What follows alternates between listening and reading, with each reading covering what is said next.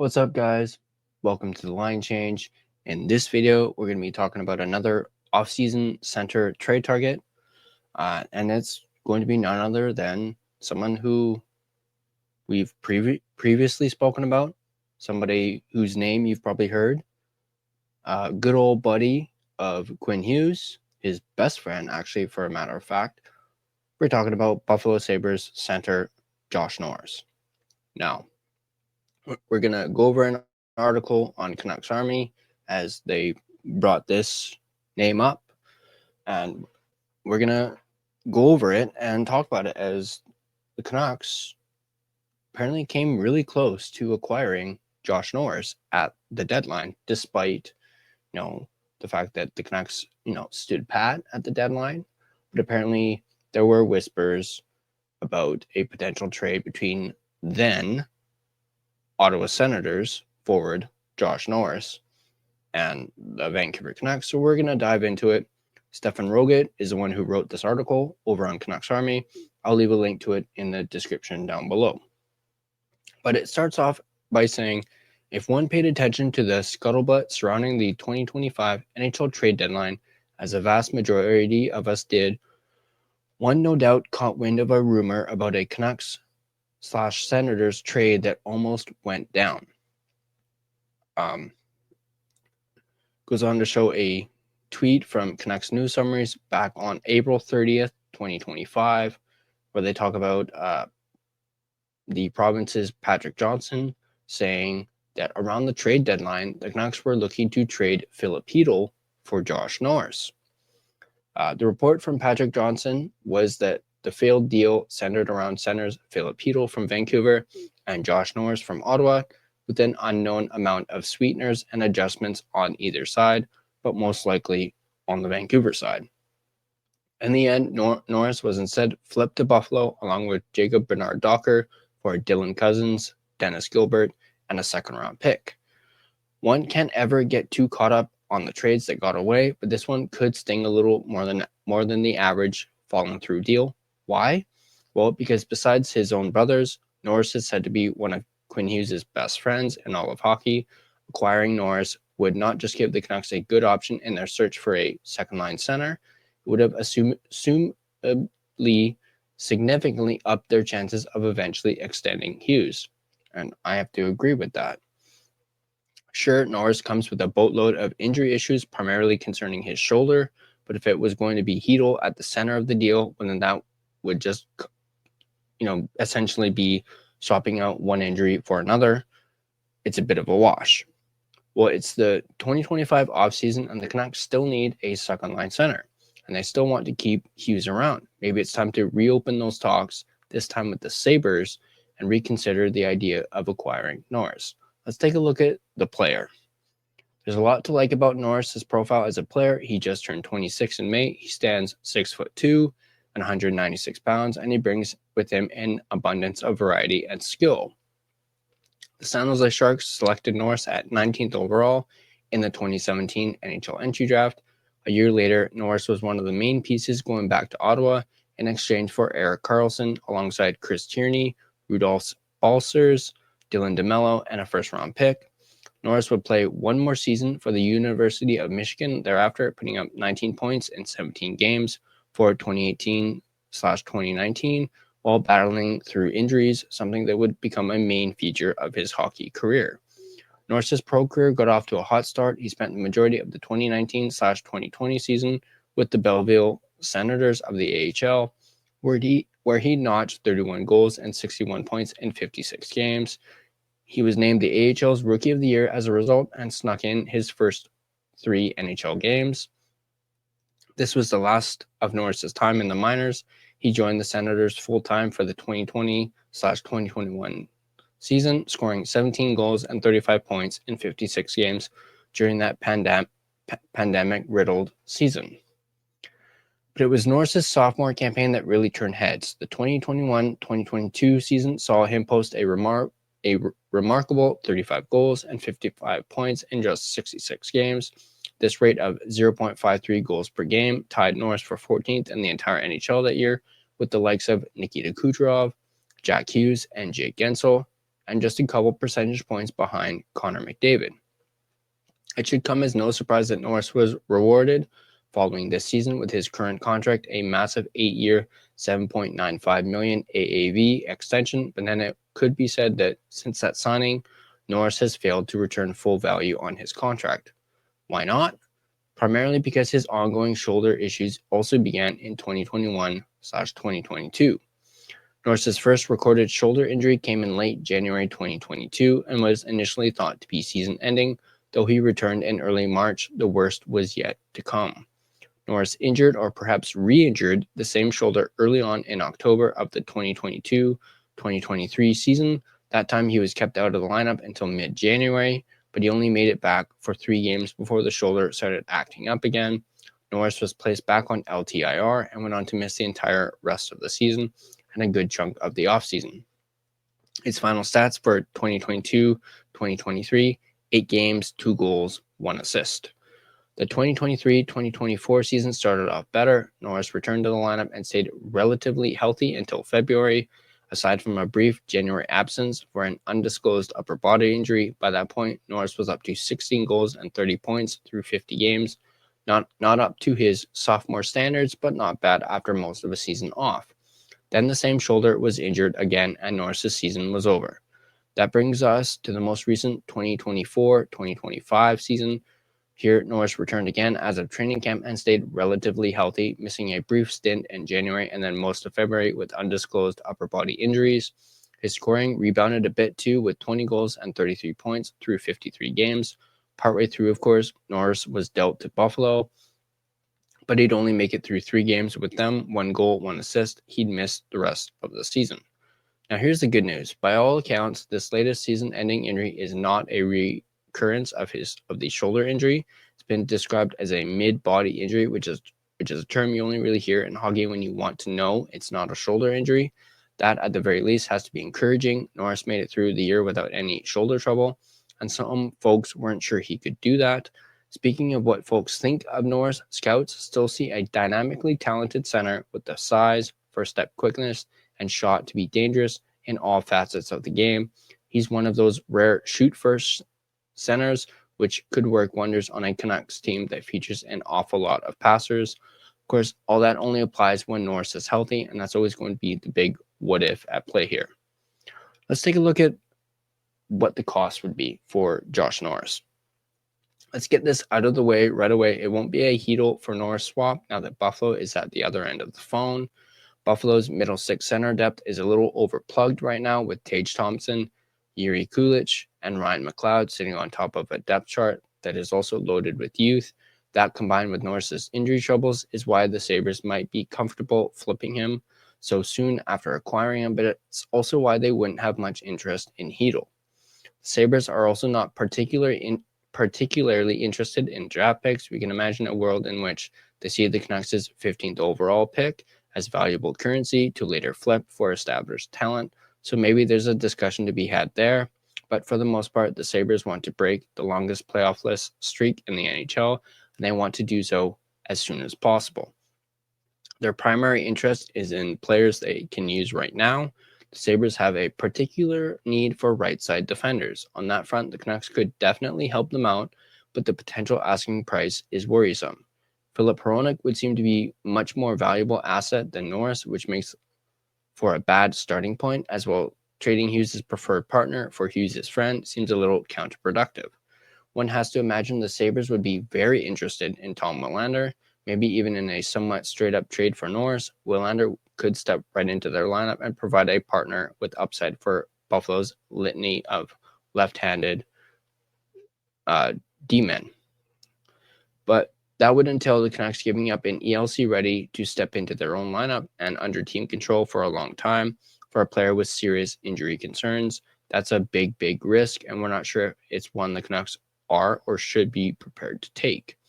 The preference, if there is one, should definitely be to talk the Sabres into accepting something around the 15th overall pick, and then using that chip to do their business elsewhere. If not, the asking price is almost certainly going to be something that hurts more.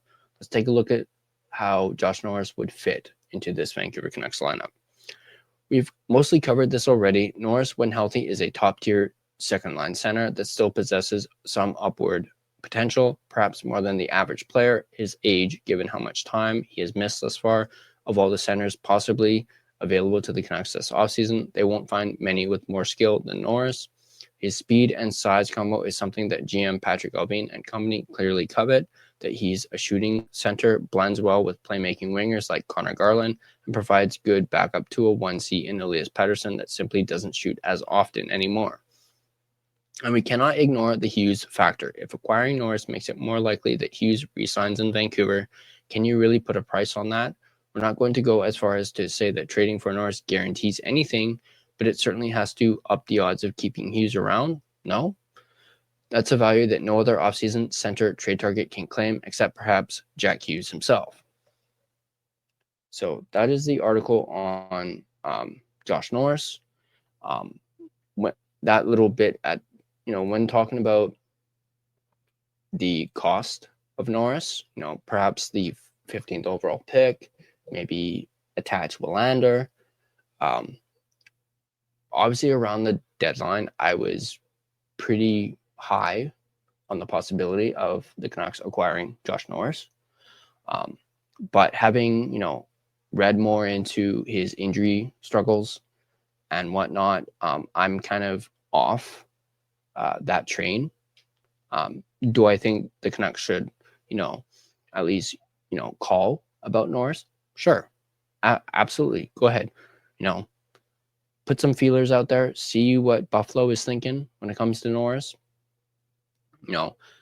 But in all honesty, I think the cost would be too much to acquire Norris, especially if you were to use the 15th overall pick and say Willander. I would not do that trade.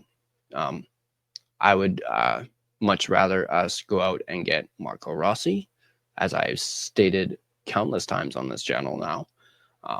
I probably have said it too many times, but I would much rather have Marco Rossi and possibly trade the 15th overall pick, maybe a second round pick, and you can get, Marco Rossi for cheaper than what it would cost to get Norris.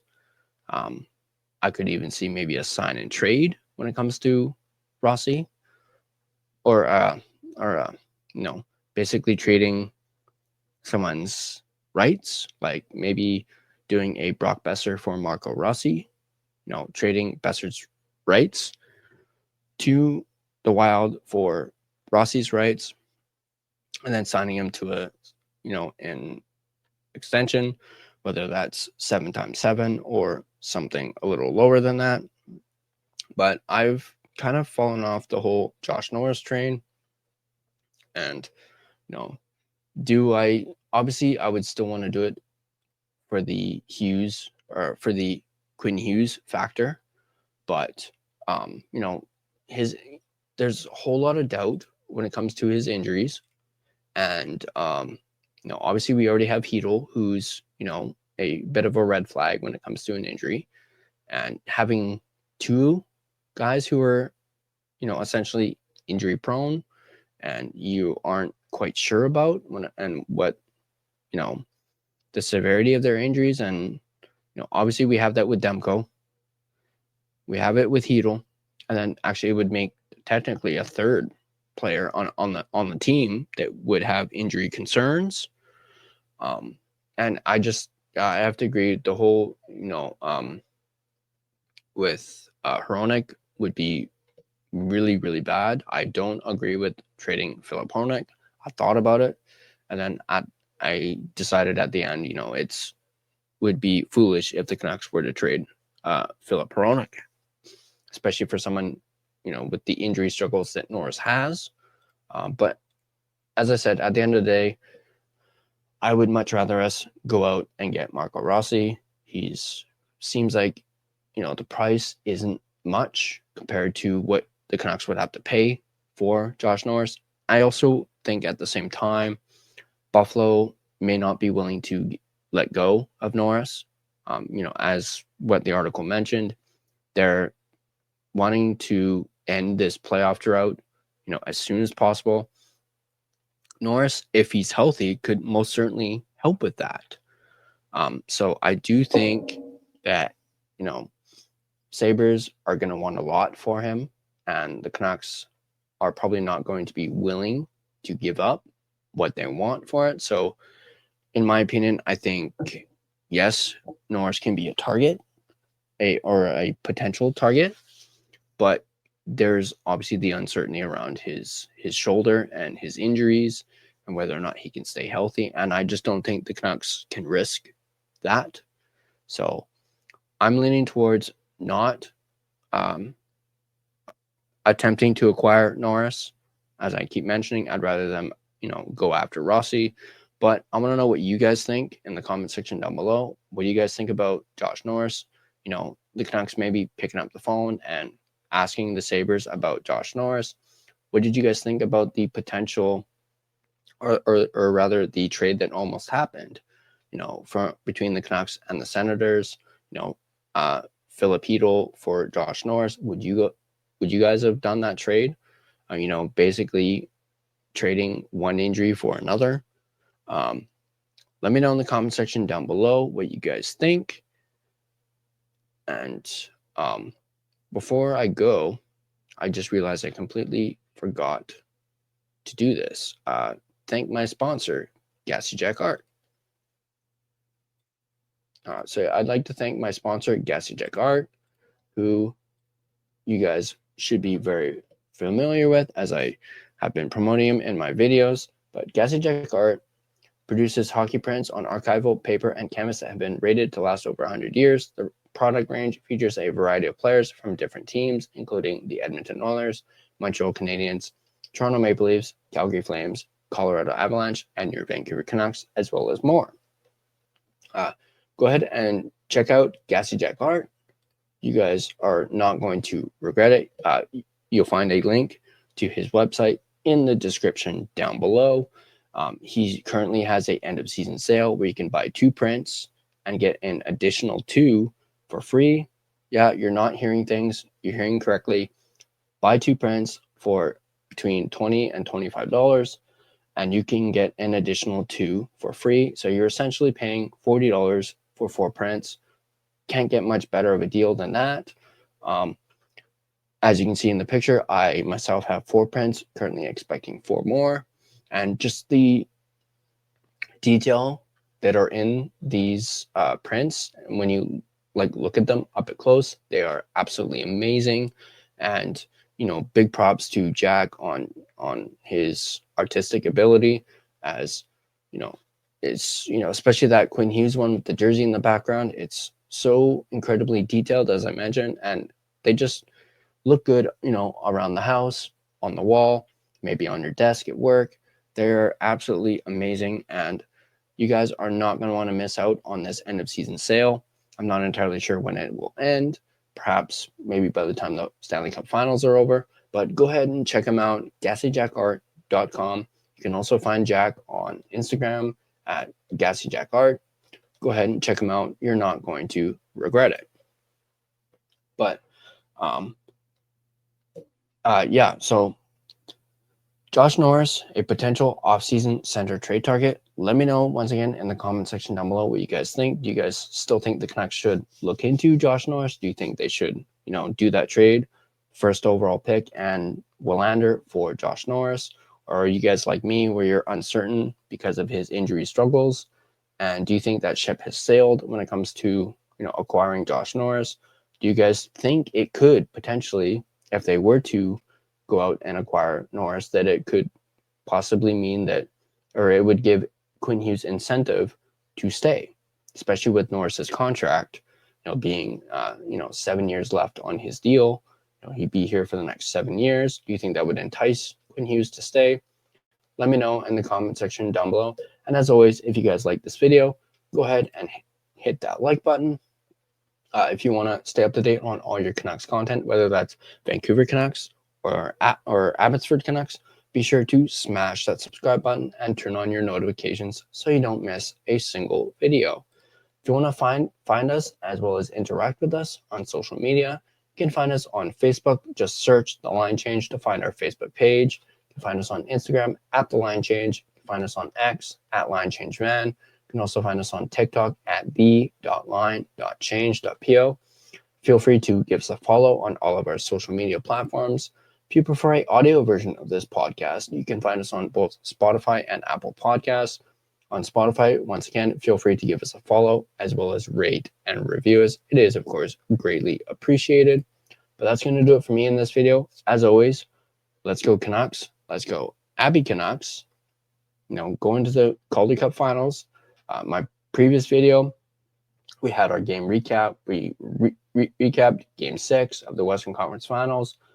I mentioned how jacked up I was about them going to the Calder Cup Finals. Be sure to check that video out, as well as my EP40 Chronicles video that came out earlier today.